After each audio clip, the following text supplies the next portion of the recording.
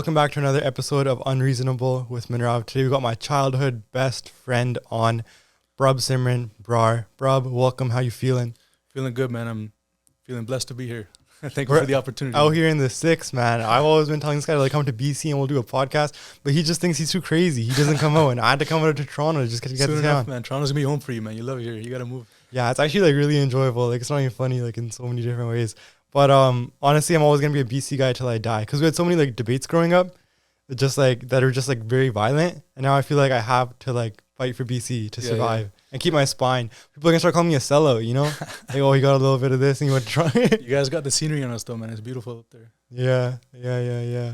But anyways, okay, well, yeah, bro, we're out here because you just released a new book. And that's why I really wanted to get you on is to share your story, because I don't have many people that I grew up with that ended up becoming like full-on authors. So it's pretty cool. And I know you put like a lot of discipline into it too. Like you've been so MIA over the last 1 or 2 years or 3 years. And yeah, man, what you been up to and what's kind of the book all about? Yeah, man. It all started off with Sant Baba Baldev Singh Ji. They would always talk about if you're listening to Kajana Darshan, which is like Gurbani Vichar. Yeah. The first time you listen to it, you don't really absorb as much. So start writing notes. Go over it 3-4 times. Keep listening till you absorb majority of that information. So it started off with just like listening to recordings of like bachans and diwans and Gurbani Vichar, and I'm writing down Gurbani lines, or even just like spiritual experiences that Babaji talks about, and even like where to focus and and everything along the lines of that. And then that's pretty crazy, because for most people it's just like, what does that even mean? You know what I mean? Like it's crazy. And it's insane. Like I didn't go into writing these notes thinking that it was going to turn into something that I'm going to publish. It was sort of just something for myself, like in my own spiritual journey. So you started writing like notes on Gurbani, and then it led to like a book. Yeah, so it was notes on Gurbani. So in 2020, Sant Baldev Singh, they did like all of their recordings for that year. There's about like almost 250. Yeah. So I went through all of those, and then 2021 was next, and then I wrote all of those, and then and how did that all kind of connect to Guru Nanak Dev Ji at the end? Because I feel like that was like conditioning me for this, because in order to like, even before, like when I started releasing music, before that, it all started with these Gurbani lines. Like I swear to God, man, like the voice I had, the singing voice I had wasn't always there, because I'd be sitting down writing these notes, and then as I'm writing these notes, like any thought or any Gurbani line, I would just sit there alone and start singing it, right? And then over time, it just became so beautiful, and just, you know, you're singing it, and like my voice became different in a way. And so after seeing like the real change in when you put in the work and how Maharaji's doing all this kirpa, I did beinti to Babaji, because they have done audiobooks on Guru Nanak Dev Ji in like the late 1990s and early 2000s. There's on sikhaudiobooks.com, all their Janam Sakhi audiobooks, there's from 0 to 374. There's a lot of content there. Like that was always crazy to me, man. Like I think just like talking about like Janam Sakhi and everything that's available online, you know what it is? It's like all the history of the gurus, like how their actual, you never really like understand in the normal life, like what the day-to-day life of a guru is like. Like, you know what I mean? Like they're like what they're doing and how they're acting and what it's like. You hear about who they are and their legacy, but you don't hear about the day-to-day. And when you want to like fall in love with somebody and like the story and like the purpose, you want to hear about their day-to-day. Like that's why, like, you know what I mean? Like, like that's why like Mark Carney goes to Gordon does Langar Seva, because he wants people to see like his day-to-day. And so with the gurus, I always felt like that was like weirdly inaccessible, because there was like a lack of resources, or if there was, then it was like super old and overcomplicated books written by like professors that like never envisioned like how the world would be today. You know what I mean? Yeah, there definitely are resources out there, but it's like I feel like for me personally, it was hard to find. And so like Janam Sakhi was all in like Gurmukhi or Punjabi, obviously. It was all in Gurmukhi. Yeah, it was all in Gurmukhi in Punjabi, and my goal was to try to make it digestible for kids that grew up in a setting where Punjabi wasn't their first or even second language, right? Yeah. So, what do you think about that? Like the way that like Guru Nanak Dev Ji's followers today are mostly like, you know, people that grew up with Punjabi and they're like brown. Because I know such a big thing that me and you always talk about like off the podcast is like how Guru Nanak Dev Ji is like for everybody. You know what I mean? And being part of that movement of like making it for everybody. Their message was so universal, man. Like, they didn't tell anybody, hey, you should stop whatever religion you're following and convert to this one. They said, like, no, if you're a Muslim, it's a beautiful thing. Yo, that's what I always say. You know, like as messed up as it sounds, but like when I have meetings for Cordova Tech and I'm like dealing with people from all these different walks of life, you always want to talk about something deeper, because that's like the real value, right? And one thing I talk about is like, you know, let's say like they're Muslim and they're like fasting for Ramadan or whatever. I'll just be like, man, like that's awesome. And then they'll just start talking to me about like Sikhi and like what I do. And I'll be like, yeah, like it's crazy. Like, you know, Sikhism wasn't supposed to be like this religion where it's like, you're not it because you're not born here and I am, so like I'm better. I'm like, like Guru Nanak Dev Ji went to Mecca and they're just like, be the best Muslim that you can be. And it's like so beautiful and deep. But then like people like, like they start wars and they're like, I'm better than you and I'm not. And that's just like the ego and what it turns it into.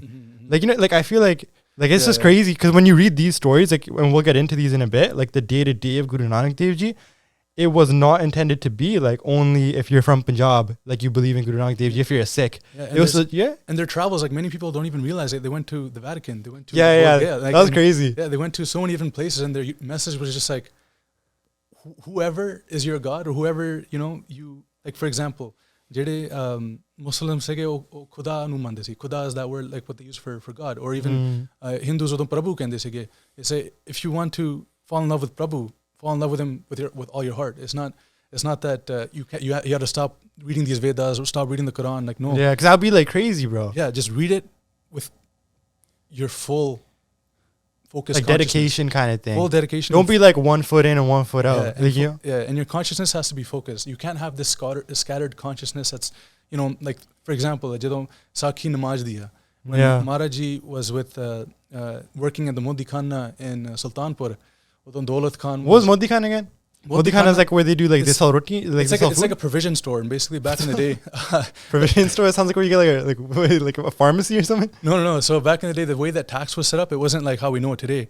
Tax was kind of like like you remit your taxes there. Like you pay your GST and you walk in. And you're like no. So what it was is like the government would, if you're like a farmer, they would take X amount of crops, or if like. If you were like making clothes or whatever the case, you pay your dues, right? Like to the government. You pay your dues, and it would usually be in some sort of like monetary. But that's crazy. Way. It wasn't like this is off topic. It wasn't like India government. It was just like some general government. No, it was just like, it was just like there was different. Like who was the ruler at the time of Guru Nanak Dev Ji? In Sultanpur, it was Daulat Khan Lodi. And that's who was like the ruler at the time of Guru Nanak Dev Ji. The Lodis, they had a lot of Hindustan was the Lodi clan. And, yeah, keep going then. That makes sense. Yeah, and so the Modikana was kind of a store where you can buy grains, you can buy like essentials like clothes and just like anything you really need. It's like the government store where you kind of just go to. And that's pretty sick. Yeah, it's that one-stop shop for everything. And so Maharaji was working there, and when they were measuring the grain and it came to Tera, right? They started giving things out to people without even taking money from it. What do you mean like Tera? Tera sakhis, like when they were when they put something on the like the Modikana Sakhi, what was Tera and like what is the whole thing? Okay, so the Modikana Sakhi, what happened was that the day after Maharaji emerged from the Vein Nadi, they worked at the Modikana before that too, but this day they went there and they didn't talk to anyone. Yeah. And they didn't, it was almost as if Guru Nanak Dev Ji that day didn't know anybody. Because when they went into Modikana, everyone was kind of like, he was gone for the last 3 days. Everyone thought that he drowned in the river. He came back from a few days out. And he came back 3 days later after they went inside the Vein Nadi. And so Kaita Modikana they went there to see Nanak. Sachi hega jiddan. Like, is he still here? He's still here, and to like witness the miracle. And then also Jede Sadhu Fakir Sege, Guru Nanak Dev Ji was like their best friend in a way. And like you hear it a lot too, like Guru Nanak. So they're like waiting, they're like, where is Guru Nanak Dev Ji? Where's Guru Nanak Dev Ji? And because they were working at the Modikana before too, and they were giving so many things away for free. Yeah. Like the ministers and the policemen that were there, they kind of didn't like that because they're like, this guy's just robbing the government store. So like Guru Nanak Dev Ji worked at the government store and they would just give things away when they weren't allowed to. Kind of like just trying to put it in like common language. Yeah, so if anybody came and they didn't have enough money, but you know, it's not like they weren't allowed to. Like everything's there. It's like Guru Nanak Dev Ji. But like they're just doing it, right? They're just giving it to them. They're on like abundance. Like any child, anybody that came and they needed something, Maharaji onu khali hath nisi morde. It'd be pretty crazy. It'd be like, you know, you walk in somewhere, like you forget your wallet, you're in a bad place, you're like, just take it. Yeah. Because there's so much like hamdardi, right? It's like they would like see that person in this situation, whatever, and they would just give it away. Yeah. Because the previous Modikana, like they would call the Modikana store, the person that worked there, they would call him the Modi. So the previous Modis before Guru Nanak Dev Ji, they would always have like. And the word Modi just meant like a shopper. Yeah, like a shopkeeper, like a store clerk kind of thing. Modi. He's the one that runs the Modikana, and so the ones that came before Guru Nanak Dev Ji, they kind of had like under the table deals with the police officers, the ministers, the kind of kickbacks. Happens to this day in government. It's pretty crazy. Never changed. So like they would just the previous Modis would kind of give free things only to people in higher positions of power, but then when Guru Nanak Dev Ji came, it wasn't like that, and they didn't like it, so they complained to Daulat Khan Lodi, and they said that this new Modi, this Nanak guy, he's just giving things away for free. And then ਤਿੰਨ ਵਾਰੀ ਉਹਨਾਂ ਲੇਖਾ ਕੀਤਾ of the store. They did like the ledger. They checked the balances to see, okay, there's so many complaints coming in that Guru Nanak Dev Ji is giving everything out for free. And Jairam was Guru Nanak Dev Ji's brother-in-law, and he was very, very anxious because people would come to their house and say, Jairam Ji, Nanak Ji sab kuch dei jande loਕਾਂ ਨੂੰ ਤੇ ਉਹ ਕੁਝ ਲੈਂਦੇ ਨਹੀਂ, like they're not taking any money. They're not taking any money. And they're not taking any money. And they're just like giving stuff out. There's no revenue. Exactly. Store's going to go bankrupt. And they're scaring Jairam because Jairam was the one that talked to Daulat Khan Lodi and got Guru Nanak Dev Ji the job at the position, Modikana. And it was it's crazy how relatable that is. Like, yeah. They would like, really? He kind of referred Maharaji, and then, you know. Hey, like, I referred you to this job, and you're just like cooking it, and I'm going to get in trouble. Yeah. It's like it happens to this day. Except not as like holy. But yeah. Then Maharaji kam kan lag pe, and they would just give everything away because on the swag, right? And so it's actually like a pretty crazy story. They're like to Daulat Khan, like, Jada Nama Modi or sab kuch dei janda. He's giving everything for free. Like, your store is going to be empty. You're not going to have any money. And then Jairam was scared too because he was kind of like the assurance or the assurity for Guru Nanak Dev Ji. And he's like, if Guru Nanak Maharaj is giving out everything out for free, then I'm going to have to pay for everything. So what do you think is like the most kind of like unexpected or like different part about Guru Nanak Dev Ji's childhood then, even after everything Modikana that like people don't really know? So Guru Nanak Dev Ji in their childhood would always have so much respect for everybody. Jitte bhi jande sare pyar nal bolde sige. Like if when they're like 3 years old. Yeah, like when they're like as soon as they were able to talk, I guess, right? Yeah. And then they would go outside to je kise Musliman bachche nu milna.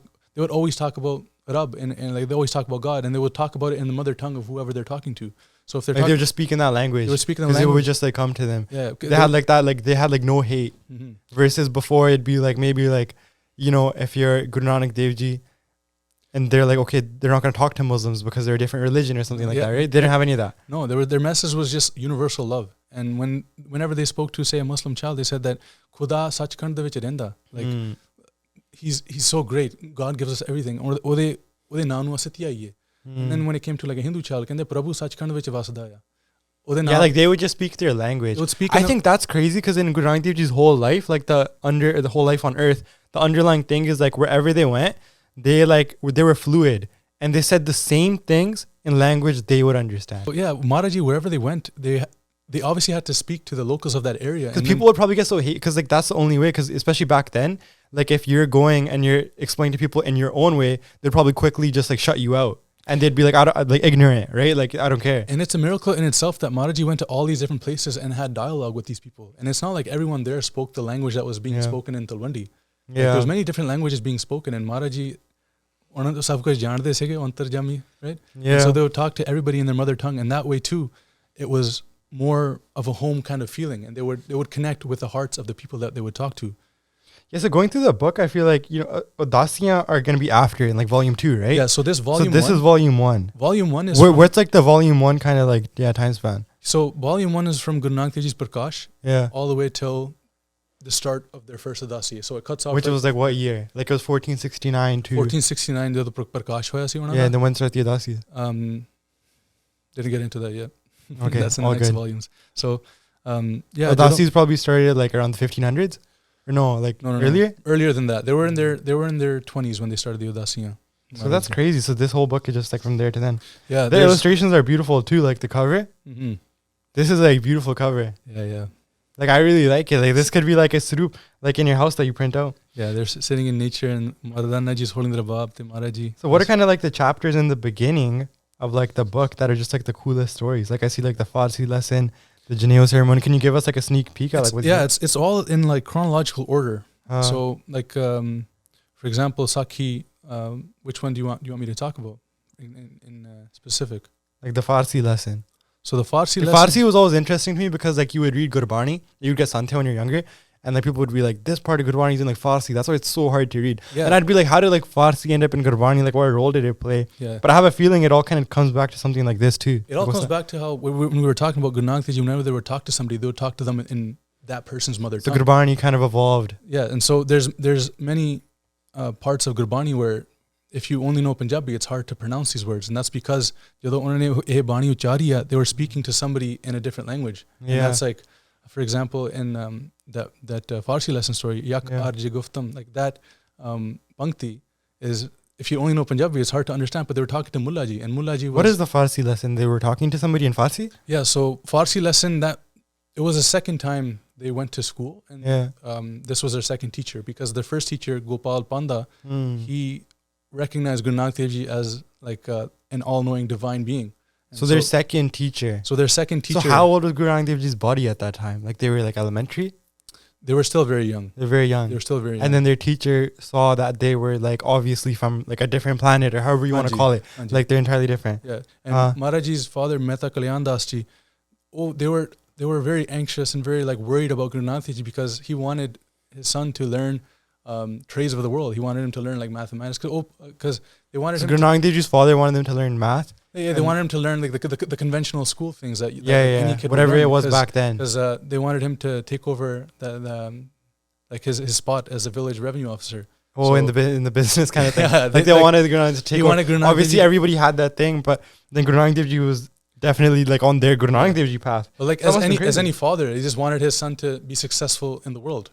But Guru Nanak Dev Ji, they're probably teaching so much weird stuff in school back then too. Yeah, like the sun is like revolving around the earth at like 450 degrees, like some weird stupid stuff. It was a completely different like curriculum setting. Yeah, but at the same time, it's like just the way now, like parents want to keep like their kids in the box, and like I could see that. Yeah. So the Farsi lesson goes back to like that time. Farsi lesson goes back to their early childhood when they were still in school, and when they were talking to Moolah, right? Moolah was astonished because he would write these letters in Farsi, but then kind of like as part of their assignments. It was kind of their assignments, and if you're and he thought he's writing this, and this child in front of him is gonna see this for the first time. But when he showed Maharaji started just reading it out loud, and he was like taken back. Like this language is so hard to learn. There's people that have been learning for years. That's what it is, because Guru Nanak Dev was kind of like antarjami and all knowing.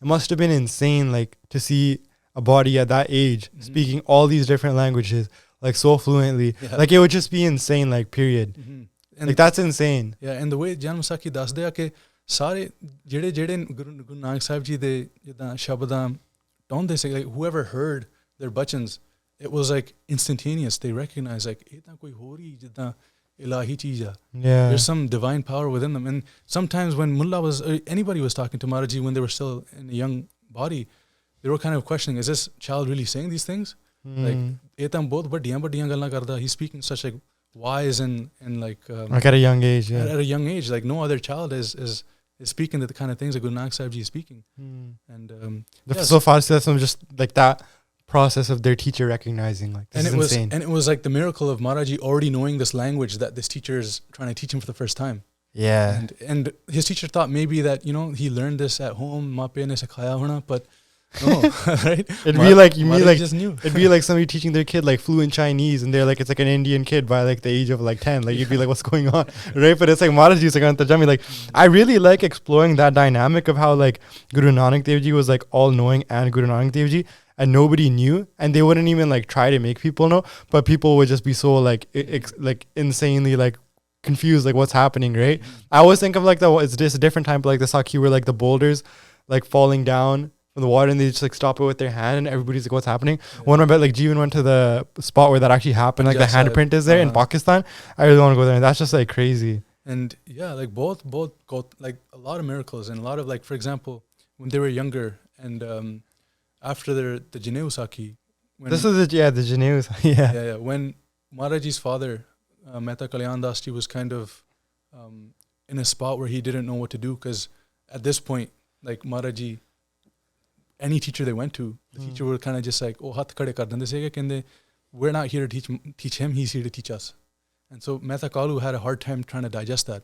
And so that's his father, right? That's their father, yeah. And that's insane, yeah. And then that's when they said that Nanak Ji, tusi majjanu leke jaya karo, take the cows to graze from now on. And so I see this, bro. I see, because I was like looking at this, like skimming through it. Yeah. And then these like illustrations are like beautiful, like these ones. Yeah. They're just like and so when Maharaji would take the cattle out to graze, they would always find a spot and just take a seat, and they would just start antartyan. They would just meditate. They would just meditate, like just start kind of doing Simran. Yeah. And so I know a lot of people have seen that image of Guru Nanak Dev Ji sitting on a tree and a cobra giving them shade. And I know you have a nice version of that one in here. Like I thought it's beautiful. Yeah. But like in all the other ones, like it's kind of like Guru Nanak Dev Ji is like in the like adult. Yeah, but here it's like I guess it's like a common thing that people don't know. Like Guru Nanak Dev Ji is so young. Yeah. So what the cobra thing was when they were grazing cattle. Yeah, and on top of this, like I want to say that none of this book is my own 2 cents. Like jine bhakti kiti, jine kamai kiti santane, my job was just to translate it. So just tell some of these stories then, like the cobra giving shade story. Yeah, so when Maharaji, they lied down and they were in Bandagi. Yeah. And Rai Bular and a couple of his ministers, they went out to hunt. And when they came back... Rai Bular, like in the simplest terms, because I always forget, like Rai Bular was like their teacher, like their... No, Rai Bular was like this, like I guess you can say the small king of like this... Like Talwandi, yeah. Okay, sorry, okay, now keep going. Or village of I get it. And so Rai Bular, when he went out one day with his men to go hunt, on his way back into the village is where he saw Guru Nanak Dev, or he didn't know it was Guru Nanak Dev at the time. He saw a body under a tree and he saw a cobra over that body. Yeah. And what he said to his ministers is like, "O koi banda sap de thille ya je jiunda te fe koi badda auliya rab da banda." Or there's a very good chance that he's already been bitten and he's dead. And so when Rai Bular told one of his men to go on horseback and go near there and see who it is, when one of his ministers went closer, as the horse started galloping and the cobra realized that, the cobra kind of shifted back into the tree. But then he realized like, "Eta Nanak Jiya, like meta kalu da beta." And so when he went back and told Rai Bular was astonished. Rai Bular is like, how did the snake not bite Guru Nanak Dev Ji? Yeah, and because Guru Nanak Dev Ji is so young, it'd be like you have like a kid who's playing outside, gets bit by a snake, it's like over. And he saw that the snake was just somehow like their friend. And this cobra had its like hood flared out and it's giving shade to like this young child's face. Way. And so you see, like I saw that Sarup so many times, like Guru Nanak Dev Ji and the snake, because you can't really forget that it's like Guru Nanak Dev Ji and the snake, like, yo, what's happening here? But I never even understood that like the snake was giving him shade. Like I just thought it was just, I thought it like the whole sakhi was that it didn't attack them, and that was the sakhi. But they were going so far as to giving them shade. That's crazy. Qudrat jaandi sigi. Qudrat knew that this is Maharaj. So ਉਹ ਸੱਪ ਸੇਵਾ ਕਰਦਾ ਸੀਗਾ ਔਰ ਛਾਂ ਕਰਦਾ ਸੀ ਮਹਾਰਾਜ ਜੀ ਦੇ ਮੁਖ ਤੇ ਜਿੱਦਾਂ ਚਾਨਣ ਸੀਗਾ. Just gave them shade. And so when Rai Bular saw that, he that was his first incident where he saw a miracle. He said that he like kind of bowed, and then again they would take the cattle out to graze, and then another day Rai Bular saw that when Maharaji sat down to meditate, they were sitting under the shade, and just for like podcast sake, say 12 hours went by, Maharaji was still sitting there. The shade of the sun was supposed to move in accordance with the sun, but jada wo shaan sega stayed there. And when Rai Bular saw this was another miracle that he saw. And the third miracle that he saw was when Guru Nanak Dev Ji, again, when they're taking the cattle to graze, Ekawari, the cattle wandered off into a random farm, and they started like eating the crops, desecrating the farm. And I remember, that farm owner came out and he started. Guru Nanak Dev Ji was supposed to take care of the cattle. Cattle started doing some crazy stuff. Yeah, they just wandered off into a different field and they started like eating. That happened in Surrey the other day. Like, this is so off topic, but like a bunch of buffaloes like escaped in the middle of Surrey through the fence in like the urban area. I seen that. And everybody's posting like there's cows on the loose in Surrey. Like, who let these up? You never know, bro. Like, what's going on? It's like buffaloes ain't changed. They did the same thing back then. They just love exploring. So then what happened? Yeah, and so when that farmer was like, "What the heck? Like these cows just ruined my farm." He started yelling at Guru Nanak Dev Ji, like young Guru Nanak. And then Guru Nanak Dev Ji ਕਹਿੰਦੇ ਸੀ ਕਿ ਕੋਈ ਨਾ ਜੋ ਕੁਝ ਹੁੰਦਾ ਕਰਮਾਂ ਦੇ ਹਿਸਾਬ ਨਾਲ ਹੁੰਦਾ ਹੁਕਮ ਵਿੱਚ. Guru Nanak Dev Ji started dropping like bars like respectfully. Like, you know, you would expect like some like person like Guru Nanak Dev Ji was a kid back then. They were still a young child. Yeah, so like you just like start crying or be like, yo, like I fell asleep, and then they're just like it's all karma. Right? Yeah, they were just like in their same like serene, divine, like, you know, blissful state, and they said that you know what it really ties into too is like you always hear that like before Guru Nanak Dev Ji came on the earth, and I want to take this back, before Guru Nanak Dev Ji came to the earth, like humanity was like in monkey form. Like people were just like lustful and angry and all like just about power, and there was no real like heart. And in the same way, like you see somebody just like yelling at Guru Nanak like that, and then it must have been so crazy. Just for the Guru Nanak to bring up something like Karam, like at that time in the world, it was such a dark place that there wasn't even like an understanding that like there's karma. Like I could do whatever I want. There is no karma. Like that's what always surprises me too. Is even now, like today, like there's still some sort of effect from back then where like even somebody who's not spiritual or religious will be like, okay, like karma's a thing. But back then it just seems so dark that even that was like surprising. Yeah, and at the time of Guru Nanak Dev Ji, if you were born to a certain caste, you weren't allowed to speak about God. Right? Yeah. And so what are like the biggest, okay, after this we'll talk about Prakash, but like what are kind of like the most surprising, like most, like what's like the darkest case of discrimination from Guru Nanak Dev Ji's day related to caste?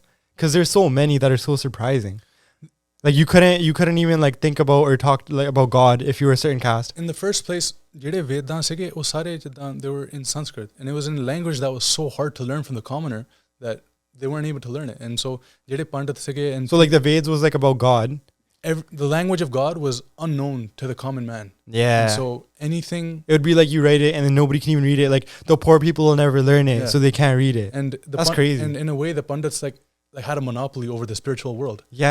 And, They had a monopoly, bro. They had a monopoly over the spiritual world. Yeah. They said that what we know about God, you can't speak about him. Yeah. Guru Nanak Dev Ji came and said that nahi Rabb saare waaste hai. God's for everybody. Dude, that's what I always really like. Because that's insane that like a class of people would be like, you can't talk about God. Like you're going to get a disease and you might die and you might like have all this, but you can't talk about God because you're not good enough.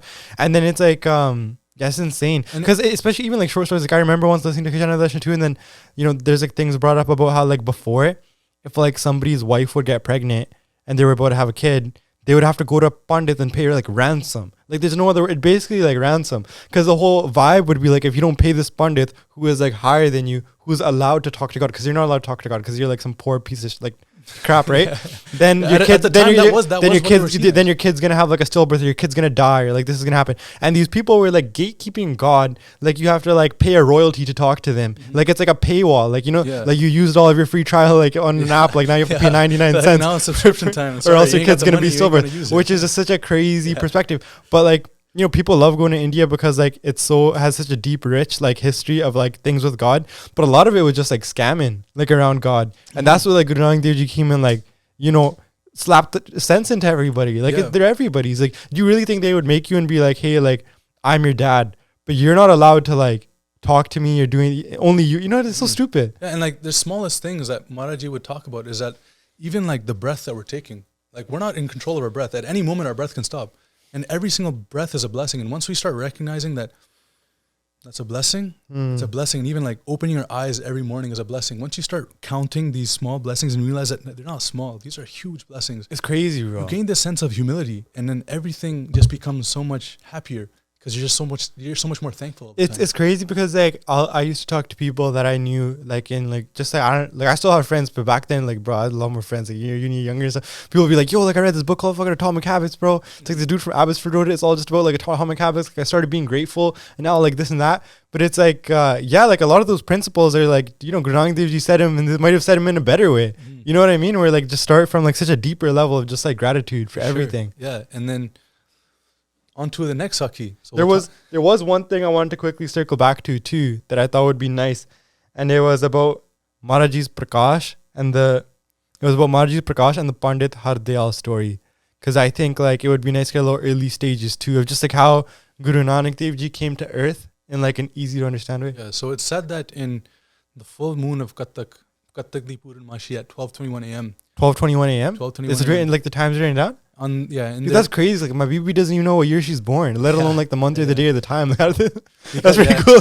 So, bro, my dad doesn't even know when he's born. Like, there's like, they would make like a Janam Patri, which is basically like a birth horoscope. And so what happened was that. Oh yeah. What happened was that when Maharaji was born, Mehta Kalyan Das, their father, went to their family Pandit, which was Hardayal, and they said that Hardayal ji, beta hoya, tusi aake Janam Patri likho, like write the birth horoscope. And so it was 12:21, really early in the morning, and so Pandit Hardayal kehanda, "Theek hai, main Thakur di puja karke auna." So when Pandit ji came to the house of Guru Nanak Dev Ji, ਉਹਨਾਂ ਦੀ ਬਹੁਤ respect ਕੀਤੀ ਸੀ, because Pandits were seen as like the gurus of the world at the time. They were the spiritual leaders, so they were like revered and respected utterly. And so when Pandit Hardayal came, like the mafia. When Pandit Hardayal came, he asked.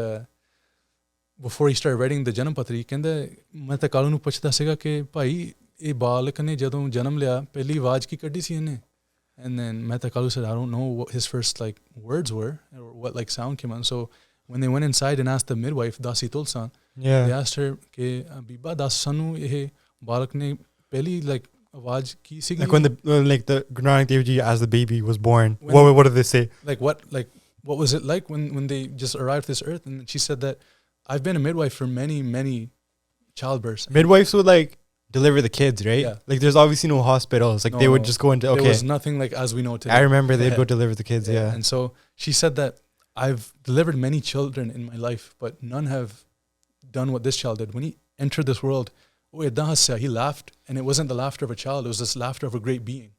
And when Like probably just it was like really loud. when Pandit Hardayal heard this, he said that, "Ji, main darshan karne, I want to see this child." And then when he saw Guru Nanak Dev Ji, right away he kind of bowed and he said that, "A balak, his name is gonna like be echoing in the Akash Patala Eta."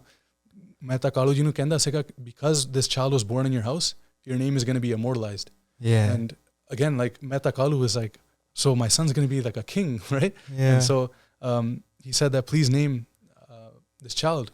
Mehta Kalu said to the Pandit, please name the child and write down his lachan, like in the horoscope they write down like the characteristics this child is going to have, right? So pretty wild. Yeah, and Pandit Hardayal said that I can't do that right now. I need to go and think about it. After 13 days of contemplation, I'm going to come back and tell you what this child's name is. So because Mehta Kalu was like, he's going to be like a king. So yeah, no. So Pandit Hardayal said that because this is going to be such a great being, I need to really contemplate about his name. And so after 13 days, he came back and he said that, "Ji, eda naam Nanak hai." Nanak. And what did Nanak mean back then? So there's like before Sri Guru Nanak Dev Ji. So in Gurmukhi, Nanak, there's two different, in Sanskrit and Gurmukhi. And in Sanskrit, Nanak, but they were all probably named off the Sanskrit one, right? Because obviously Gurmukhi wasn't a thing when they were born. Yeah. What did the Sanskrit one mean?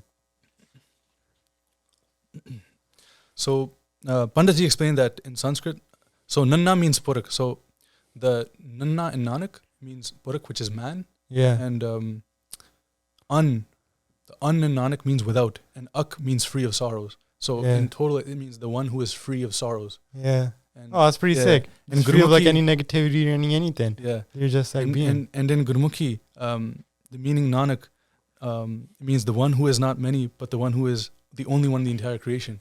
And like the Ekonkar, like the one like that is everything. The one that is everything. And that's insane, bro. And so when Mehta Kalu heard this, he said that, "Ji, like, ਆਪਾਂ ਖਤਰੀ ਆ ਇਦਾਂ ਦਾ ਨਾਂ ਆਪਾਂ ਕਦੇ ਸੁਣਿਆ ਨਹੀਂ ਹੈਗਾ ਤੁਸੀਂ ਹੋਰ ਕੋਈ ਨਾਂ ਦੱਸੋ."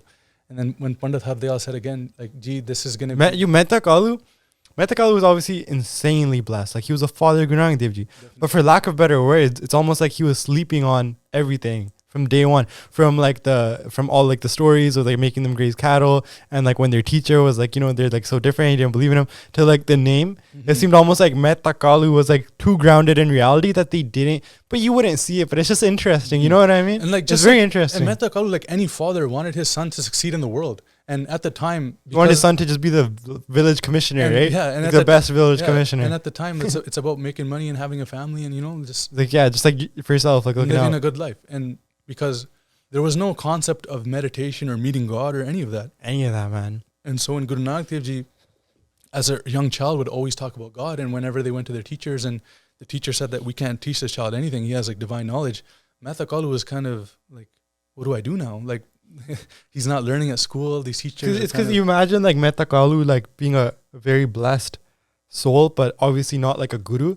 And to them, it's almost just like outside your understanding of like, what do I do? Mm-hmm. Like obviously, none of us, we all know how the story went, so it's like crazy to us. But if you didn't know how the story went, like Mehta Kalu was like crazy but somewhat logical, and like they were just short-sighted. Yeah, one of the bhakti, without a doubt, it was insane. It was a lot, man. And but you know what I'm trying to say? 100%. Like they're sleeping on their son, and without sounding disrespectful, they're sleeping on the right. Yeah. That's interesting. Maybe thoda jada disrespect ho gaya. Really? No, it's like a way to say it. Like they didn't understand like who Sri Guru Nanak Dev Ji was. Yeah, definitely. And it was only like people from outside telling Mehta Kalu ji ke ye jo Nanak hai koi jidda it's some divine power within him, and he would hear this so much and say that, "Gee, yeah, maybe, but like." Because Guru Nanak Dev Ji, they would have tendencies of giving things away to people for free. Like if they had like a silver jug at home, they would take that and give it to like a passerby, like any fakir or sadhu. And Mehta Kalu saw this too, and he said that maybe he might be some crazy divine king, but until now he's only been giving things away, and my house is just being like desecrated. Like like everything is like, one day I come home and like everything's gone. Right? This cup's gone. I come home and like this jug's gone, and like Nanak Ji is just giving everything away. That's actually insane because like Sri Guru Nanak Dev Ji's father would just be like obviously didn't know there's Guru Nanak Dev Ji, they'd just be like, you're just giving all my stuff away. Yeah, and like it was almost like Because Guru Nanak Dev Ji was so obviously like unattached. Yeah.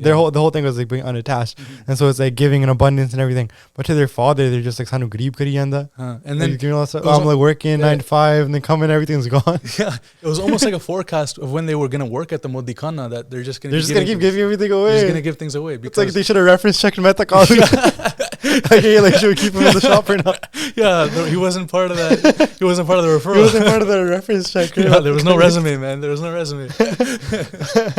That's great, but it was because the story was meant to go like that. Yeah, obviously. Okay, so that's insane. So that's really like early life, and then we get into like, you know, the middle part of the book, which is like, I really want to go over the Janu ceremony, because like to me, that was really weird when you told me off camera. Like because I didn't know about that, and I didn't know what Janu was. The Sakhi wasn't weird. I just mean like I was surprised that like Janu was a thing. Like, what was that? Yeah, so basically what the Janu was, it was something that was worn by the higher caste at the time. And what it was just like a thread around you. It's like a necklace of a thread that you put around your neck, and it was a whole ceremony that was done. And the meaning was that if you're wearing this, you're pure. And in a sense, it kind of gave you a license to do whatever you wanted, but at the end of the day, because you're wearing this thread. Yeah. So that's where like it tripped me out, because like it's almost like a badge. You know how like the president can give like somebody immunity? Yeah, like a pardon, right? And then they can break whatever the law they want. Yeah. It was like that, except there's no president, there's no election. It's just like you're born into something. You have this thing that you can do whatever you want. So it's like obviously back then they were doing like bad stuff with that on. Yeah, and so when that ceremony was taking place, before the Pandit put that Janu on Guru Nanak Dev Ji, Guru Nanak Dev Ji said that Pandit Ji, and whenever they would talk to people, they would talk with such humility and respect. It was never rebellion. It was always like trying to get to the bottom of things. Yeah. And so they asked Pandit Ji, if I put this Janu on, what's gonna happen? What's gonna happen? Like nobody's ever asked that before. Oh no, what do I say? Because the Pandits were the gurus of the spiritual world. Nobody would ever question them. So when young Guru Nanak was questioning this Pandit, like he was kind of taken back, and he said, Nanak Ji, jo Janu hai, sanu pavitra karda, it makes us pure. And then Guru Nanak Dev Ji asked, like, Ji, does this Janu go with me when I die? Like when I'm gonna pass away, the Pandits are getting more and more like aggravated as they ask more questions. Yeah, because nobody questions them. And then when Guru Nanak Dev Ji asks another question, he's like, no, this Janu is not gonna go with you when you die. Like, why are you asking all these questions? Yeah. And then Guru Nanak Dev Ji said that I don't need this Janu that doesn't go with us. If you have a Janu that will go with me, I will happily put that on. And then Pandit Hartyal said that I don't know of any Janu like that. And Guru Nanak Dev Ji said, yes, I do. And that's when they composed the Shabad, Daya Kapa Santok Sut, Jat Gandhi Satvat. What does that mean? Daya Kapa, so like Daya is like compassion, right? Daya Kapa, so make the cotton. You can say it like high level too if you don't remember the down to detail. Daya Kapa Santok Sut. So what they said is that make compassion the cotton and contentment the thread. Self-control the knot and truth the twist. So instead of wearing something physical, wear that garment of humility and trust and respect in your consciousness. Because at the end of the day, our meditation and our state of consciousness is what goes with us. This body is going to stay here. Yeah, the poetry of that's like insane, man. And because it's like, yeah, it's crazy. Holy. Yeah, and these kind of like shabads. Dude, they use like these metaphors that like people who are following these traditions, whatever, thinking about them, will understand. It's like, oh, like I'm wearing this on my body, but you can use that as like the one that's actually going to stay with you. Yeah. And nobody would ever think about that. Yeah, and of course, like these Pandits were very blessed people, because at the end of the day, they studied the Vedas, and the Vedas talk about God, right? Yeah. And so, of course, they had that meditation there, but Guru Nanak Dev Ji was trying to wake them up from their slumber. Good. No, I feel like a big thing is that like even to this day in India, you can see the lasting effects of like people doing things that they have no idea what they mean or like what the significance is of them. Yeah, it's more like a lot of times it's like I don't even like, and that's what it was like back then. And to an extent, like you can't get rid of it too. And Guru Nanak Dev Ji's whole thing was kind of just like, you know, wake up. None of it's gonna go with you. Be like a truly good person instead of just like dressing up on these things you don't know what to do. Yeah, they were just like, what's the point of doing these empty rituals? It's like you cut out like the fat, and it's just like what's like real and what's, you know what I mean? Yeah, like recognize what we're doing. What does this mean? Like just wake up kind of thing. Yeah, like which is crazy. Yeah, like just doing these rituals and performing all these things isn't gonna make your consciousness change. Bro, like it's just like it's really stupid, but it's like as simple as like I always remember like getting picked up in a car in India. And then like there's always like these weird things on like their rear view mirror, like weird things. But you'll like ask the driver like, hey, like what does this do? It'll be like It's not like any divine representation, but it's just like really like something like you're like, what is it? And he's like, I don't know, man. It's just like I'm not gonna get in an accident and die. And I'm like, oh, is this gonna Very like superstitious. Is this like a rear view camera? Like, is it gonna stop you from dying? Is this like a sensor or something? Yeah, superstition. And they're like, no, it's like some like coconut or something. And it's gonna like save my life. Yeah. And I'm like, bro, that's crazy, bro. The coconut blessed me too. But it's like that's what it was, and that's what it still kind of is. Yeah, because the pundits would tell you like, okay, like do this and like this bad omen will not touch you. And so like that's where a lot of superstitions started, right? Yeah, man. To this day, I feel like Punjabi culture still has all these weird superstitions in Punjabi culture, which isn't like Sikhi. And I always used to get choked when people said like some stupid ones to me, because I would have that side of me that would like understand enough of Guru Nanak Dev Ji to just be like, yo, like this is like a waste of time. Yeah, and so like It's like a waste of time, especially like I don't know. People can say what they want, but I feel that way about Nazar and all these things people fearmonger about. Like if Guru Nanak Dev Ji was in their bodily form today, I really think everybody tripping about Nazar would get asked to like calm down and just like live their life. I feel like if you're drowned in ishq for God, none of that kind of stuff can touch you. It's Yeah. only when your consciousness is worried about the things that you shouldn't be worried about is when that stuff kind of attaches to you. It's like people that are like always afraid of getting like, I don't know a better way to put it, but people that are always afraid of like getting jumped or something, and then they just live like a shitty paranoid life. And then like maybe one day they do inflict that on themselves because they're just like such a weird person, like bring it on themselves. Yeah, Or I don't know, you man. put that energy out there. You know what it is? It's like people that carry, this is unrelated, and I don't like, I'm not gonna, but I feel like, I always felt like people that carry some sort of like mechanism of defense, like a big weapon or something, they'll like get in more incidents because like mentally they're kind of priming their mind for that fight all the time. And then when the fight does, like there's an opportunity, instead of backing off, they just get in the fight. And people kind of do that with like bad things too. Maybe like a situation is not so bad, but your mind is like, oh, everybody's like nuzzling me. They want me to fail. What about the messenger from Talwandi and Guru Nanak Dev Ji? Like, what was that story? So basically what happened was that when Guru Nanak Dev Ji, when they became a fakir and they stopped working at the Modikana, word kind of got around. And when it reached Talwandi, which was about a 3-day walk from Sultanpur, where Maharaji was working, their parents got very like shaken by that. They said that, what? Nanak is a fakir now? Fakir ho gaya? And so they sent Pai Mardana to go check up on him, see what's going on. And so when Pai Mardana went... So was the Guru Nanak Dev Ji was kind of like MIA? That's a bad word, but like they were like then bhakti? They stopped working in the Modikana and they started going to jungles and graveyards and just sitting in contemplation. Like alone in like meditation. Sitting in meditation, and the people of the village were saying that, okay, something has gone wrong with him. Nanak Koraiya. And because ever since the Janu Sakhi, when they kind of questioned the pundits, people started to talk and say that something is wrong with Guru Nanak. They said that, you know, he doesn't accept these the Rauritanu, like he rejects it. Something's wrong with him. So slowly, like the demeanor about Guru Nanak Dev Ji changed, and at the same time, the atmosphere of Talwandi changed, and that's when Guru Nanak Dev Ji soon shifted to Sultanpur, and then when they were in Sultanpur and they became a fakir, that's when the message. What does it mean to become a fakir? Like you just like spend a lot of time in meditation, right? Fakir, that's roughly like it. A fakir is somebody who forsakes attachments of the world and just lives to pursue God. Yeah. They have no attachments. Yeah. And so like, and that be it to like monetary things all the way to like attachments to like family and friends and stuff. They just forsake everything. And Guru Nanak Ji became the fakir. And so how did Talwandi like shift? Like I didn't get that part. So what happened when Guru Nanak Dev Ji, after the Janu Sakhi and a few other things, Guru Nanak Dev Ji started to just lay for days at a time under a white sheet, sometimes under a tree, sometimes sometimes at home. Yeah. And there's a Sakhi where when that happened, it was around the time when he started going to school with Moolah. And Guru Nanak Dev Ji's father, Mehta Kalu, said to Moolah, like, hey, like I sent my son to you to learn schooling, but now he's just like spending 2-3 days at a time not talking to anybody, like with his eyes closed. Like, you know, Nanak nu jada. Makes no sense to somebody from the outside, especially back then. Yeah. And so people would like assume like, oh, are they sick? Or are they like like possessed? Like you're saying poots or what? Yeah. And so what happened was that Mullaji said, don't worry, I'll recite this mantra that can repel these evil spirits. Don't worry. If there's like a ghost that has attached to Guru Nanak Dev Ji, I'll rid him of that ghost. So just for respect's sake, I'm saying Guru Nanak Dev Ji, but they would say Nanak Ji. They would say Nanak Ji nu poot chambadya. Koi na main masla hal karna. Like I'll recite my mantras and I'll get this evil spirit. Like I'm gonna get him like right, yeah. Yeah, like I'll get it all right. And so throughout history, if anybody disturbed a sant or sadhu in meditation, ਉਹਨਾਂ ਨੂੰ ਸਰਾਪ ਮਿਲਦਾ ਸੀ. A srap is like a curse. They would get they would get some sort of curse for disturbing somebody meditation because there wasn't much humility in those times. And so in this instance, when Moolah ji approached Guru Nanak Dev Ji when they were under the tree, just lying down in meditation, he lit like a stick on fire and he kind of put it in their face and he started reciting mantras.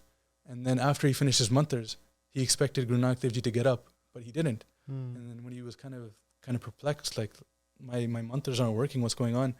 He said that then he made like an araj, Rab nu ne araj kiti, he made an ardas to God, kenda like, hey Rabba, Nanak ji ek wari bol, like he's now praying to God. And as soon as he took God's name, Maharaj ji got up and then he asked Guru Nanak ji, Nanak ji, like tusi ki karde hain, like for days at a time you stay like not talking to anybody, like you know, you're almost in like a vegetable kind of state. What's going on? Then Guru Nanak Dev Ji said ke main ardas karda rehna, like I'm doing ardas. And when Moolah ji was kind of like taken back by that because he knew how blessed Guru Nanak Dev Ji was, and he said that Nanak ji, like everybody in the pind loves you so dearly, and as soon as you stop talking, like the demeanor of the whole village kind of went down. Well, like the vibe goes down. Like the vibe went down. Because like Guru Nanak Dev Ji is not actively engaging in the pind. And so without them, the whole pind goes back to the same old negative kind of. Yeah, and so they weren't going around and talking to people about God anymore. And people were kind of like, okay, what's wrong with him? So what happened is that the alertness and the attentiveness of the people got much more sharp towards Guru Nanak Dev Ji.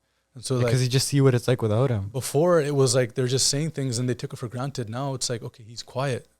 Now if he says something, they're going to, listen to it, right? Because yeah. So in a way, it was like to get their attention. And then so that's pretty cool, yeah, because then it's like people will get used to life with Guru Nanak Dev Ji.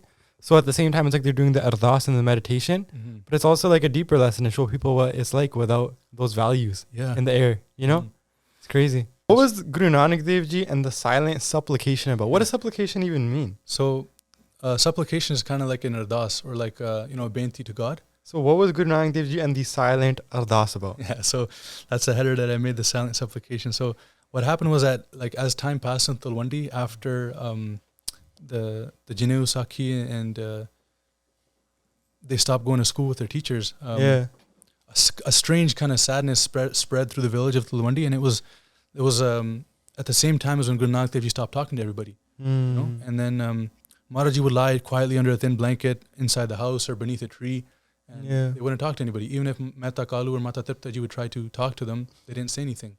And so, deeply disturbed, right? Mehta Kalu went to Moolah ji, who was the teacher of Guru Nanak Dev Ji at the time, and he said, I don't know what you've been teaching Nanak. Like, he got all the blame. Yeah, so he's like, what are you doing? Because the teacher actually believed that Guru Nanak Dev Ji was Guru Nanak Dev Ji, like, divine, and the dad's like, oh, he's probably messing up. Yeah, right. And so he went to the mullah and complained. He's like, I don't know what you've been teaching Nanak, but now he's like become starts dull. Catching the heat. He's become dull, and it's almost like he's been possessed by a ghost. Dude, that's insane, man. It's insane, like that contrast where it's like Guru Nanak is like the most like Guru Nanak, and he doesn't realize he's like broke. He's like right? And so the contrast is insane. Yeah, and so when Mullah ji heard that, he said, "Mehta ji, koi na chinta na kar, don't worry. I'll recite this mantra and get this ghost out of him." And so Mullah went to where Guru Nanak Dev Ji was resting under that chadar. And beside him, he started to recite this mantra that was going to expel these evil spirits. And then when he finished, he softly called out for Guru Nanak. He said that, Nanak, but they didn't say anything. And so after that, he was kind of puzzled, and he folded his hands, and then he kind of made a supplication himself. He kind of made an ardas. He said that, oh Nanak, like, I pray to God, please say something. Ek wari ta kuch keh de, just once. And as soon as he mentioned God's name, jadon unhe Paramatma da naam liya, that's when Guru Nanak Dev Ji opened their eyes. And then that's when Mullah ji looked at him. He said that, like, bache tusi ki karde hain? Like, why are you like for like days laying down in for days at a time? You don't talk to yeah. anyone. You're quietly just sitting there. People think you're possessed. What's going on? And then Guru Nanak Dev Ji said that, Mullah ji, I'm making a humble supplication to God. Like a humble ardas. A humble ardas. Ardas, yeah. And Mullah ji at this point knew how blessed Guru Nanak Dev Ji was, and so he's kind of like answered back saying that, like, you're praying, like, that's a very noble thing to do. Like, it's beautiful, but you're so deeply blessed. Everybody in the whole village loves you. You love everybody. Yeah. Like, it doesn't, we don't like how you're not talking to us anymore. You should talk to everybody. You should, like, the way it was before, you should, go out and talk to everybody. Yeah. And then in response, Guru Nanak Dev Ji composed a shabad. The shabad that they composed was in Farsi, because that was a language that Mullah knew. Yeah. And when the Mughal Pathans ruled over the land in Hindustan, they spoke Farsi while the Hindustanis spoke Hindi. And in order for the two to communicate, the Mughals adopted some Hindi terminology, and then the Hindustanis adopted some Farsi words. And then down the line, it became the language of Urdu. And so it wasn't until Shah Jahan's rule, until when Urdu was concocted, for lack of a better term. But and so the shabad that they recited was Yak Arj Guftam Pes To Dar Gos Kun Kartar. And they kind of explained this whole shabad to Mullah, and they're explaining that, like they're speaking to God, like, "Oh beloved Lord, I have come to your doorstep with a humble plea. Please hear me." And then, "You are true, you are the most noble." Like they just started doing siftah of Rabb. And then at the end, the last line of this shabad is Nanak Bagoya the Jan Tere. So Nanak Bagoya the Jantura Tere Chakra Pa Khak. And so that means that I only beg to become the dust of the feet of God's devotees. Like my ardas is that main unadi charan tood bana. Right? And then when Mullah saw how like pure and how like humble, like Guru Nanak Dev Ji is here on this deeper level, man. Yeah, like they're not like they're just like sleeping or like, you know? Like when you heard that he's praying to become the dust of devotees' feet, that was something that's like you've never heard before. It's pretty crazy, man. Because we're like, we've almost heard the Gurbani, but back then, like being the dust of somebody's feet as a sentence, everybody had too much ego to even say that sentence. Yeah, and at the time, Guru Nanak Dev Ji was only 8 years old when they composed the shabad. And so when Mullah saw that, that's a deep thought, right? He was stunned. He was stunned, like this 8-year-old child. Dude, just shout out Mullah. Sorry, for lack of a better word. Like Mullah always believed, like he saw, you know, and then that's how it got out in a way. Yeah, when he saw that, he said that he's not possessed by a ghost. He's just in love with God. Yeah. I think God probably gave Mullah that like perspective too. Mm-hmm. You know, I feel like there's always like the devil's advocate. There's always like the adversary, and then there's like the positive side. It's almost like how life is. Like there's people that see it, and then there's people that don't to this day. Yeah. And Mullah was like a perfect example of somebody that saw it, and his father almost like didn't, you know? Yeah. And because Guru Nanak Dev Ji wasn't speaking, his attention was so keen towards them that when they started speaking, the shabas that they spoke kind of like hit him smack on the face. Yeah. And that's when he kind of like, his eyes opened like, oh, it's not what I thought was happening. That's amazing, man. You know? That's a beautiful story. That's a beautiful story. Yeah, and then Guru Nanak Dev Ji enlightened Mullah. They told him, you know, how did Mullah, so like this is kind of crazy because Mullah is almost like a side character in my, not a side, like they're a side, like beautiful person in my head. So how did Mullah's story go after that, like in the long term? Were they like a big part of Sikhi, like a big part of like Bailana Ji's life? But when the das is like, how did Mullah's story end? Mullah was a Muslim and he stayed a Muslim. Yeah. And what Guru Nanak Dev Ji's message was to him is that when you read the Quran, read it with your full consciousness. Don't just read it just for like... And Mullah was like their day one almost. Because like Mullah like knew them when they were like a child, right? Yeah. And like their message was that don't just read it to like to tick that box off like, oh, I did my like religious study or like I read my, you know, prayers today. Yeah. Don't just read your prayers to say you read them. Read them to fall in love with it. And so from that day, Mullah started to read the Quran with so much love that he started feeling ishq towards Paramatma. And it wasn't that Guru Nanak Dev Ji said that, no, you can't look at Allah or you can't read the Quran. Like, no, read the Quran, but because read it Guru with so much Nanak Dev Ji and Mullah were so close almost to the point where like Guru Nanak Dev Ji could have probably said something to Mullah and Mullah would have listened. Mm-hmm. Like if Guru Nanak Dev Ji told Mullah to like do something, he probably would have listened. But Guru Nanak Dev Ji has so much wisdom that they're like, just do what you're doing. Mm-hmm. And it was like the theme of everything. That's their whole message. Do what you're doing with so much love that it just like becomes your way of life. Yeah. Love. That's all supposed to be like harmonious, man. Mm-hmm. That's one thing that Guru Nanak Dev Ji taught me is like, it's not hard to not hate people or like look at them as like less or more. It's like your natural state is to not do any of that stuff. Mm-hmm. And then it's like when you're living in like your emotions all the time, you start doing that and that's like not natural. Mm-hmm. Like, so it's like inverse. Like you would think it's hard to like look at everybody as equal, but it's actually really chill. Yeah. Like, you know what I mean? It's like who you are. And then your ego just makes it almost like foreign territory. Mm-hmm. It's crazy, man. Do you want to go over like the celestial sound? Or do you want to get into some more? Let's talk about the Vain Nadi Saki, so the divine disappearance. What was the divine disappearance? I think I kind of know this one, but so what was the divine disappearance? So divine disappearance is when Guru Nanak Dev Ji, they would go to the Vain Nadi in Sultanpur to take a bath, right? And whenever whenever they would go there, they would usually take like a fakir or a sadhu with them because one de sangat bahut karde sige. That was like one of the Rab de pyare anu pyar karde sige. Yeah. So one time they took a fakir with them and they went to the water and like the shallow part of the water, did Panj Ishnana, and then soon enough their whole body submerged. And the fakir that was sitting there was about, like, I'd say, in the way Babaji explains it, about 20, 30 feet away from where Guru Nanak Dev Ji was. And 2 to 3 minutes go by and he's kind of looking around like, where's Guru Nanak Dev Ji? He didn't come back out of the water. Guru Nanak Dev Ji went underwater. He's like, where'd he go? Like, it's been 2, 3 minutes, okay. And he started like seldomly looking around. So they went there to kind of take a shnan, Hanji. but then they disappeared underwater. And they disappeared. So it's like a classic case of like, are they okay? Yeah.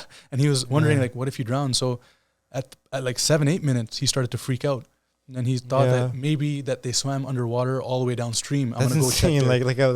How would a human even do? Yeah. Can humans even do that today? Like, it's crazy. And so so he ran to the other side of the river, and he's like, he's not here. But then he got the thought, maybe he swam the other side. Yeah. So he ran to the other side, but still like no sign of him. Like at this point, probably like half an hour goes by. An emotional roller coaster. And he's in the water screaming like, Nanak, Nanak Katyan, like, where are you?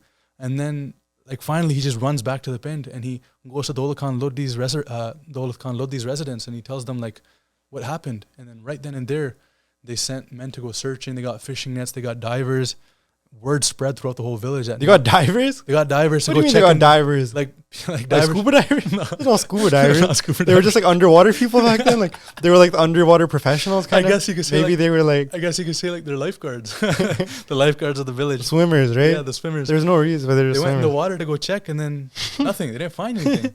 And then word started spreading and everyone started coming to the Vehi Nadi. Yeah. And they're like, Guru Nanak Dev Ji's gone. They drowned. But the thing is that nobody could find their sarira. Their body is gone too. And so what ended up happening is that there was 2 sides of the story here. There was a very small amount of people that were saying that because he was giving everything away in the Modikana for free, he was scared of when the balance is going to get checked. So he just committed suicide. No way. It's like how people do it over debt today. They're like, I got so much owed. Like, what am I going to do? Let's just call it quits. So people started theorizing, right? Yeah, so the people, they started saying they started like pumping. They're like, oh, they ran away with the money and all this. They started saying people still do it to this day. That's crazy. Yeah, they started saying that he killed himself because he was scared of what's going to happen when the ledgers are checked. But sadhu fakir sige, they knew that, like, no, like, they heard this and it was hurt their heart. Like, but oh, kuch keh bhi nahi sakte sige, kyunki dawa unhone bas Guru Maharaj nu karna sige. Dawa, they couldn't like expect anything from anyone else. But Bebe Nanaki Ji was the only one that had full faith. Bebe Nanaki Ji is Guru Nanak Dev Ji's older sister. She's the only one that had full faith and said that, don't worry, this is one of his kautaks. This is one of his one diyan chal khedda ne. Tusi like have faith. Dheeraj rakho, have faith. Be patient. He's gonna come back. Like, oh, aunge, jarur aunge. There's no way he can leave his bhagats just like this.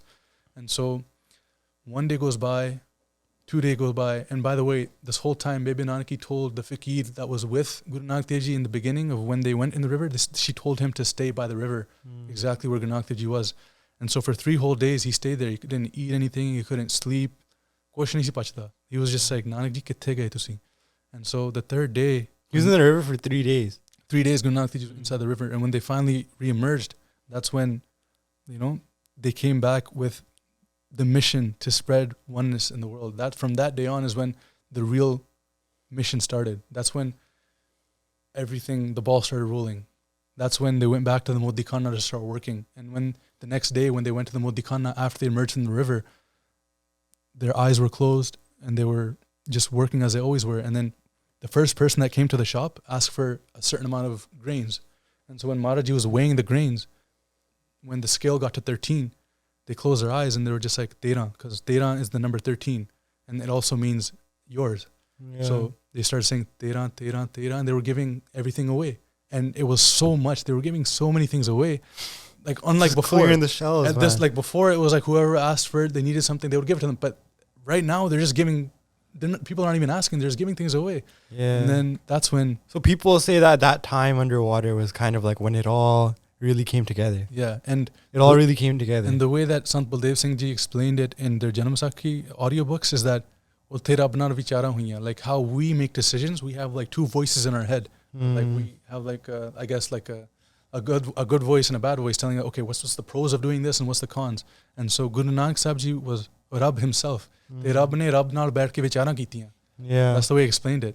And so utte baith ke unhone sari rauri, like all of Sikhi, everything that was going to happen, it was all planned there. Yeah. Is what The whole map. Sant Baldev Of like Singh how said. the gurus and everything would come to. Man, we didn't even get started kind of on like by Mardana Ji. Or is that not in this volume? It is in this volume, yeah. Bro, we didn't get started on that. We should probably do like a part 2 or something. Yeah, So that's insane. yeah. So Bhai Mardana Ji, what he was like the Marasi of the Bedi clan. Guru Nanak Dev Ji. What's a Marasi? Marasi is kind of like a musician. Sometimes it can just be like in a way a form of entertainment, right? And They're just like a show person. whether they could be like Just like their entertainment, yeah. Marasi. So it's not like a really necessarily crazy good thing, right? No, like they would Marasi usually be musicians or entertainers. Like a clown? No, not so much of like a clown. More of like folk musician or kind of Yeah. almost like sometimes I guess they would crack jokes here and there, right? They would keep the mood lightened up. It's So like Joe Rogan. yeah, so Bhai Mardana was the Bedi clan's Marasi, and then they always had so much respect for Maharaji, and Maharaji reciprocated that because Bhai Mardana, which both. We should do a whole part 2 on Bhai Mardana, man. Yeah. Because those stories are so crazy It's of how nuts. they're in the jungle together Yeah. and just all of those. Because I know it's insane Yeah. how that everything came together. Because like there's so many tests of faith, and I feel like those are so applicable to life today. Because life today has no faith, not like in the education system are you taught faith, not in like spiritual, like in most people they don't know anything about faith. But if you look at those stories like Bhai Mardana and like Guru Nanak Dev Ji, it's all just like insane tests Yeah. and faith, and you apply that to life, and that's how life is. And in many of the Janam Sakhi stories, like whenever something would happen, Guru Nanak Dev Ji would make the cause Bhai Mardana. They would either put this really like They were like, they would put this intense feeling of hunger inside of him. dude, Bhai Mardana was like, they just kept catching strays almost, like, you know what I mean? They would just be like in all these situations. It would be like, whoa, Like Rab apne dasana kherda siga, right? No. He would for example, sometimes he would make Bhai Mardana think about his family so much that he's like in the middle of the jungle, he's like, Maharaji, I want to go see my family. I wonder how they're doing. they like test him, right? Yeah, and then so they would make Mardana the reason for what's gonna happen. So when Bhai Mardana would leave them and then they would go somewhere else, that's when They would bring together this like whole miracle. yeah, that's when something would happen to Yeah. Mardana, and that's when Guru Nanak Dev Ji talks by Balle Mardana nu kuch hoya. For example, when he got caught by Kota Raksha, which is we'll get into in another Yeah. podcast, right? So what Maharaji was they would create circumstances through Mardana, and then they would perform these miracles. That's insane, bro. And yeah, and Because I feel like that's how like God is, So I kind of want to transition out of the book too to like Guru Nanak Dev Ji's teachings. Because, like the short stories and everything, like what comes of them. And I feel like so much of what comes from Guru Nanak Dev Ji's life, especially kind of in volume 1 that you can see, is that like God hides in plain sight, man. Especially in these stories. yeah, Like they're not going to come, like if Guru Nanak Dev Ji was just themselves in the jungle doing like magical miracles, it would be too obvious and the whole game would be ruined. But the reason they made like Mardana as Mardana and like, as Balla, yeah. because they wanted to play both sides and be like that. And that's how it is, bro. And they're so egoless. There's no ego in them that they're not gonna like show the world that I have all these powers. Follow me. Like no, That's like, it's like Guru Nanak Dev Ji was like the Ik Oankar, like everything is the Ik Oankar. So if you really think about it, it's like that's how God is in life, man. Yeah. Like I would always grow up on like Reddit and stuff and just see like all these posts about like people that are like, oh, I'm an atheist because like if God was real, why wouldn't he fall out of the sky when I'm like at Tim Hortons and like pop out of my bagel and tell me like, hey, I'm God, do this. But it's like, bro, like what kind of like game would that be if like, the guy just comes down and tells you like what to do to win. And it's all just about like the faith and hiding in plain sight. And like, yeah, God doesn't have that ego. No. It's like they are in everything. And if you don't believe in him, that's okay because you only have 80 years anyways. You're going to die. And then if you don't believe him, you'll believe him eventually. Yeah, and like, like, God has no reason to show his powers to us. Like he's in his own. It's kind of like stupid to think that like you would make all of this and you would be so insecure that you would have to come down and remind everybody every day that I made you. Like, it's like, how like everybody has that friend who's always talking about like their car or their watch because they just like may not like their life or like somebody just left them and they're just like insecure. It's like insecure people talk about like, oh, I have this and I have that. And they're like, I made this and I made that. But people that are like truly content and don't have an ego, like, Maharaji that made everything, they're not going to come out and say, oh, I made this, so love me. They're going to be like, bro, like I made you, like just we're going to figure it out. And that's the game. Yeah. Yeah. So that's like what I really get from this. It's like so cool. Yeah, Maharaji was very humble, man. Everything they did, it was just for the pala of others. Yeah. It was never to just show people I'm him. Yeah. Never like that. It was always to do their pala. I have like 1 or 2 quick questions. Yeah, and then I kind of want to just vibe for a bit, maybe 10 minutes, talk about like the Sikh Empire and stuff, because I've been listening to a lot of that stuff. And then I think we're probably good to call our apps. So one of the things that I've always wondered, which like might not be in this volume too, but it's like, how did Sri Guru Nanak Dev Ji come up with like Uda, Ada, Idi, Sasa?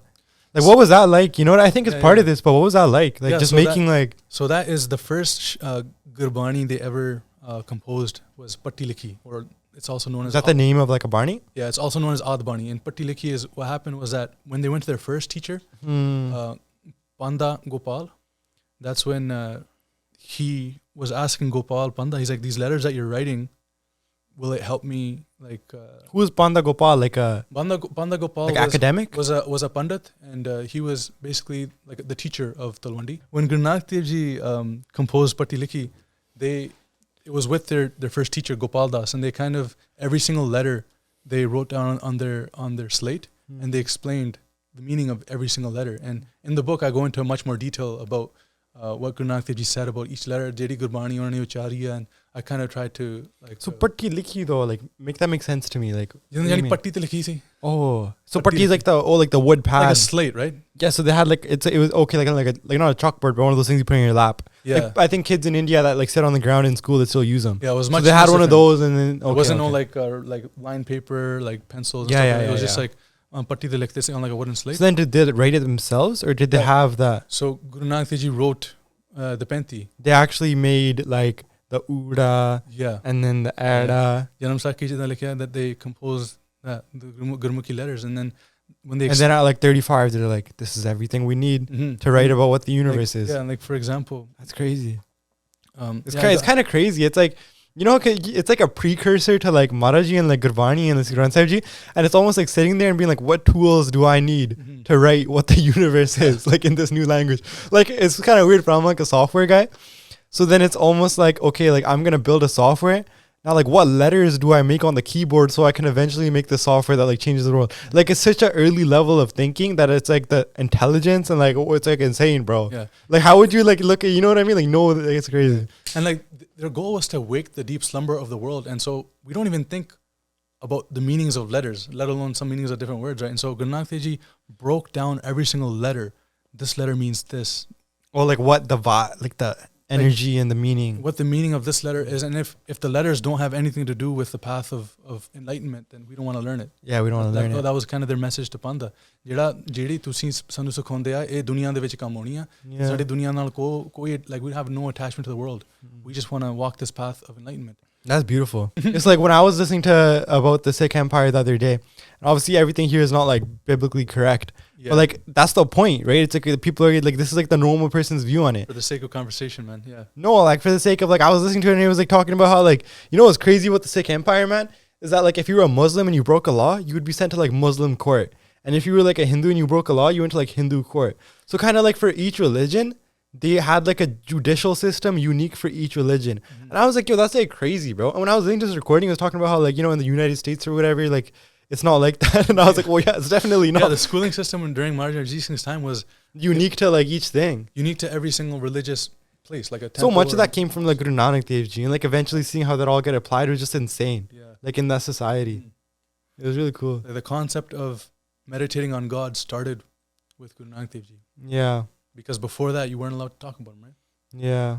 Unless you were born to a certain caste of like a higher blood. These gatekeepers, man. Yeah. Charge your ransom. Yeah. It's like when you're in line at the PNE and they're like, give me some cash and I'll get you to the front. This is like, yo, give me some cash, I'll get you the fast pass to God. Bro, what BS, man? Yeah. And obviously somebody had to come do something about it.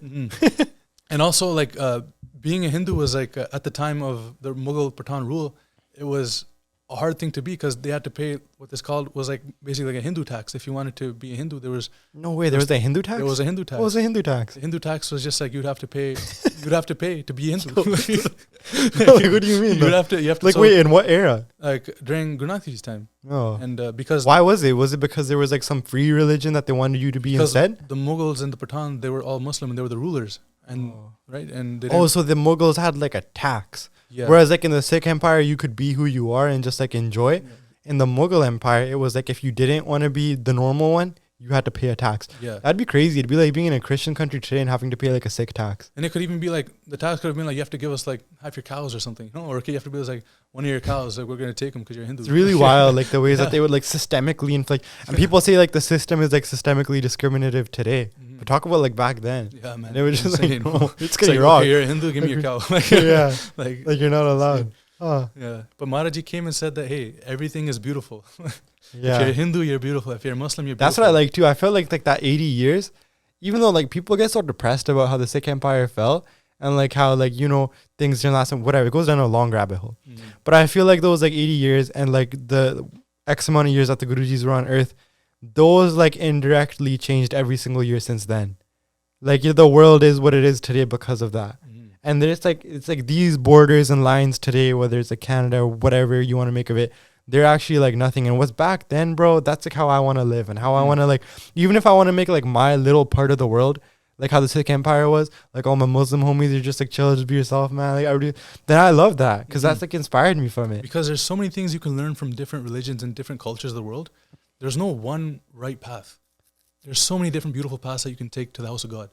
And you can learn that from anywhere. And if you go with a true heart and you actually learn with an unbiased consciousness, there's so many beautiful things that you can learn from different religions, different yeah, cultures. man, it's pretty crazy. Like on the drive here, we were listening to this Qawwali that was like a Musliman Qawwali. Yeah, yeah. But it was like about love with God. And we were vibing to it because we had an open enough mind to be like, there is one God and it's all good and there's no insecurity. And so many people, it's like they can't even listen to something from another path of life because their ego is like, this is less than you, which is such a like a terrible way to live. Yeah, yeah. When you put yourself on a pedestal and say that my way of life is better than that way, I feel like immediately you're thinking wrong.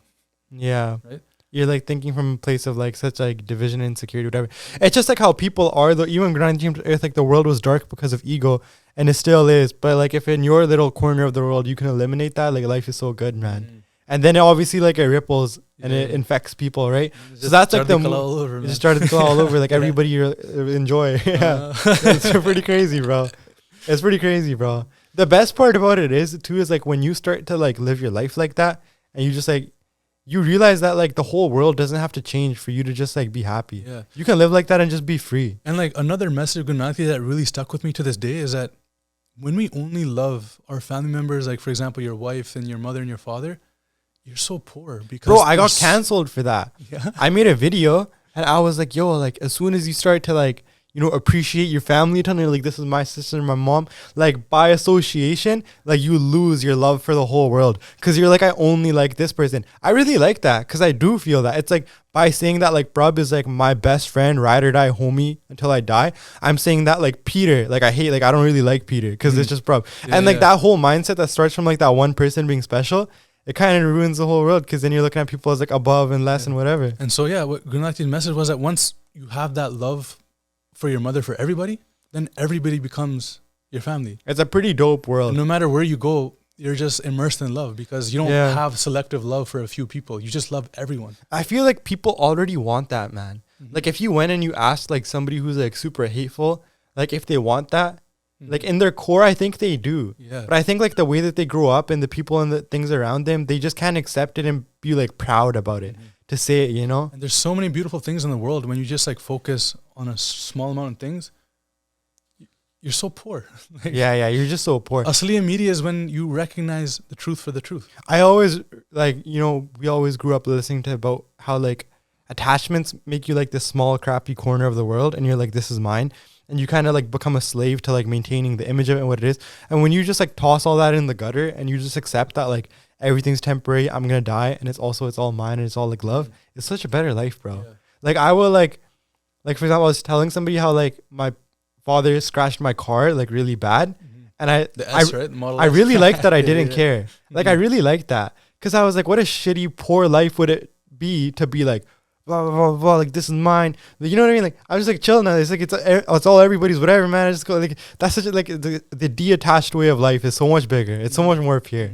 It's just like chalo koi na. Yeah, it's like you or like whatever it is, bro. Or whether it's like man. You spend a lot less energy in like that like that negativity. Bro, people let like anything ruin their life, especially in Toronto when it's like you cut somebody off. Toronto couldn't even. Let's say somebody cuts you off, like, bro. I don't drive like that, but like somebody cuts somebody off, and it's not me. Yeah. But people will really let it like ruin their life. Road rage is crazy, man. You'll get like a DM after or something. Yeah, and people will be like very angry. That's probably where I get the angriest too on the road. To be honest, I gotta work on that. Like somebody cuts me off. Yeah, it's because you're such a big guy in a small car sometimes too that you feel like you gotta like be aggressive. I don't know what it is, funny, man. It's funny. Pretty crazy. I can't drive cars, man. They're too small. Yeah. You're just used to being awkward. Like for people that are listening, Prabh's like 6-7 feet tall. No, so, yeah. Right? He's an awkwardly big dude, man.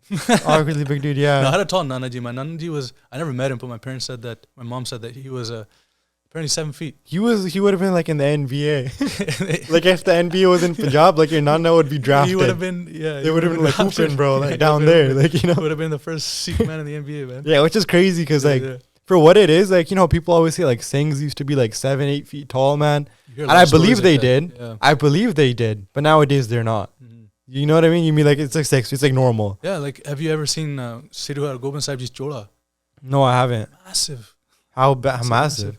Like goes from like here to Vancouver. Yeah. People say so stuff. When that Chola it was very big, man, because they're like, I don't know exactly how tall they were, but there's like rumors of like from like 7'4" to like 7'6". Yeah. You know, and they had so much strength in them.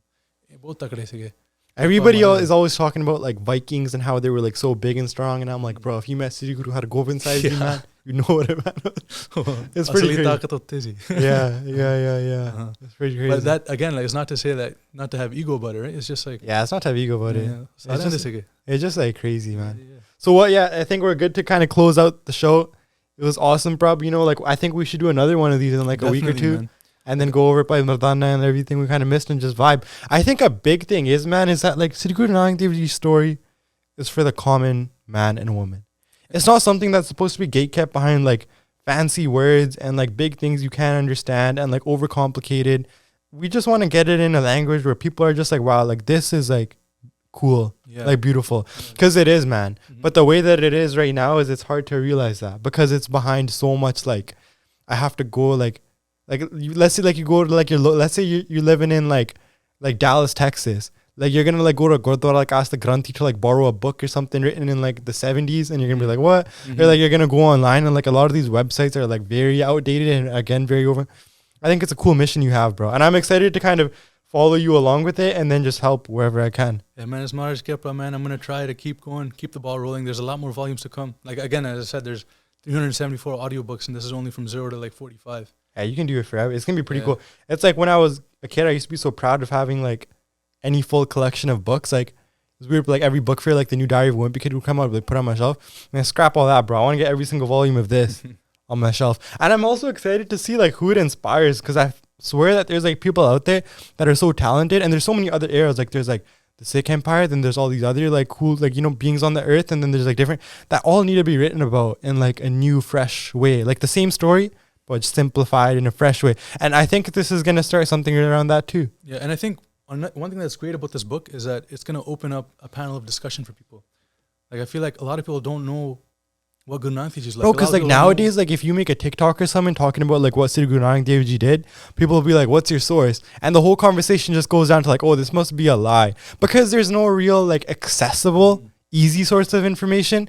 So let's just all get together and make more resources. At the end of the day, let's have healthy vichar and just talk about Maharaj. No, I know this guy. I don't agree with this. Like, no, at the end of the day, like,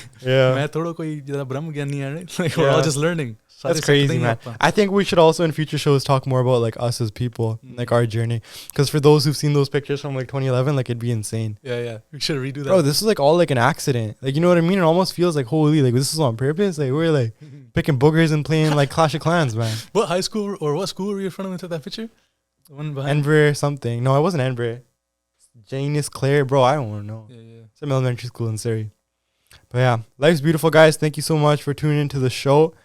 Appreciate you. Go check out Prabh. Check out Guru Nanak Dev Ji Volume 1, available on Amazon.ca, Amazon.com, and an audiobook coming soon too. All right, y'all. Stay blessed. Peace.